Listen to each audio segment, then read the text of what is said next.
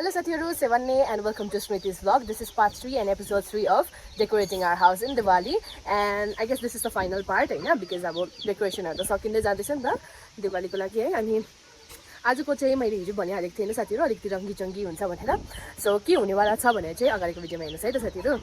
So साथीहरु, मैले यो दिवालीको डेकोरेसनको पार्टमा रङ्गी-चङ्गी वर्ड चाहिँ किन युज गरेँ भन्दाखेरि साथीहरु, म चाहिँ के बनाउन आँटेको छु भन्दाखेरि चाहिँ रङ्गोली है साथीहरु।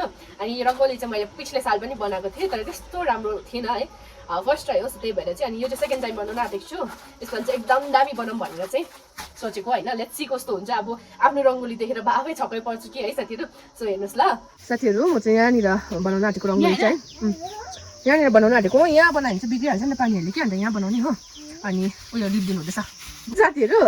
हरियो गोबरले लिपेको भनेर भन्दा चाहिँ अब सुहायो नि त, अरू बेला नलिप्दा त कसरी सुहाउँछ त भन्नु हैन। ल साथीहरु, म चाहिँ अब रङ्गोली बनाउन सुरु गर्न आँटेको है। र गोबर पनि भर्खर सुक्यो।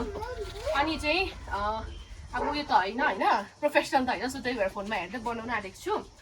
अब कस्तो हुन्छ त्यो चाहिँ अब तपाईहरुलाई अहिले बादमा देखाउँछु ल साथीहरु। मैले आउटलाइन गरिसकेको छु अनि बट्टामा मैले कलर पनि हालिसकेको छु हैन, व्हाइट कलर। येल्लो गरौँ भनेको येल्लो छैन रहेछ हैन, सो त्यही भएर व्हाइट हालिदिएको छु। अनि यो पनि मैले जुगाड गरेको छु, होल बनाइरहेको छु प्रेडेटरको बट्टाले।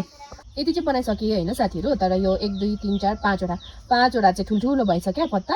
अनि यो 3टा चाहिँ फेरि सानो भएछ नि त। अनि टाढोबाट हेर्दा त देखेको छैन होला हो। बल्ल बल्ल कम्प्लिट भयो है रङ्गोली चाहिँ। अनि कस्तो देखेको छ कमेन्ट गर्नुस् ल। अनि यो ओरेन्जमा चाहिँ अघि त व्हाइट थियो त भनेर सोच्नुहुन्छ भने चाहिँ आधी नै बनाइसकेको थिएँ कि साथीहरु। मैले यो फुलसम्म बनाइसकेको थिएँ। अनि फेरि बिग्रेर मैले सबैबाट ल्याएर चाहिँ फेरि बनाएको हैन।